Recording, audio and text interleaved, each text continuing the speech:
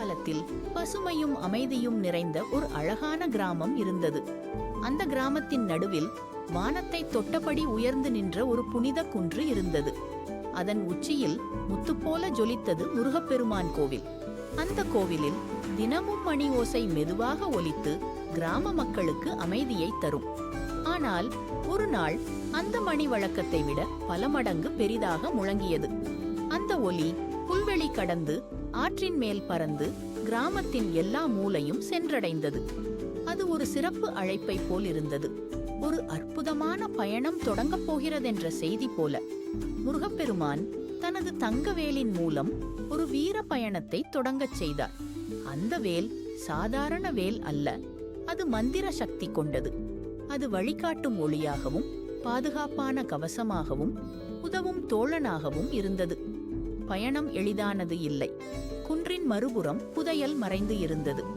அங்கு செல்ல கடினமான பாதைகள், கூர்மையான பாறைகள், அடர்ந்த காட்டுப்பாதைகள் மற்றும் மர்ம சோதனைகள் இருந்தன. ஆனால் தங்கவேல் ஒவ்வொரு தடையையும் அதிசயமாக தாண்டச் செய்தது.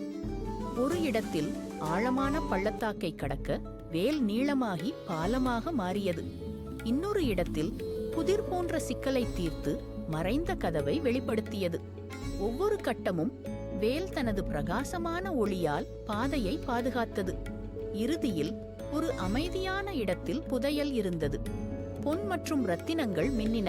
ஆனால் அதன் நடுவில் சிறிய மண்பானையில் சில பசுமையான விதைகள் இருந்தன. அவைதான் உண்மையான செல்வம்.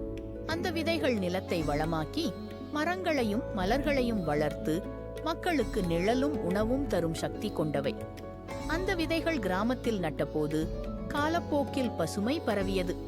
காற்றில் மலரின் மனம், மரங்களில் பறவைகளின் கீச்சுகள், குழந்தைகளின் சிரிப்புகள் எல்லாம் அந்த நிலத்தை மகிழ்ச்சியில் மூழ்கடித்தன. பிள்ளைகளே, நினைவில் கொள்ளுங்கள், வாழ்க்கையின் மிகப்பெரிய புதையல் தங்கமும் வெள்ளியும் அல்ல, நம் சுற்றுப்புறத்துக்கும் பிறருக்கும் நன்மை செய்யும் விஷயங்கள்தான். அப்படி செய்தால் அந்த நன்மை நம் வாழ்வையும் அழகாக மாற்றும். இது உங்க தன்விகா கிரியேட்ஸ். லைக் பண்ணுங்க, ஷேர் பண்ணுங்க, சப்ஸ்கிரைப் பண்ணுங்க. தேங்க்யூ ஃபார் வாட்சிங். பை.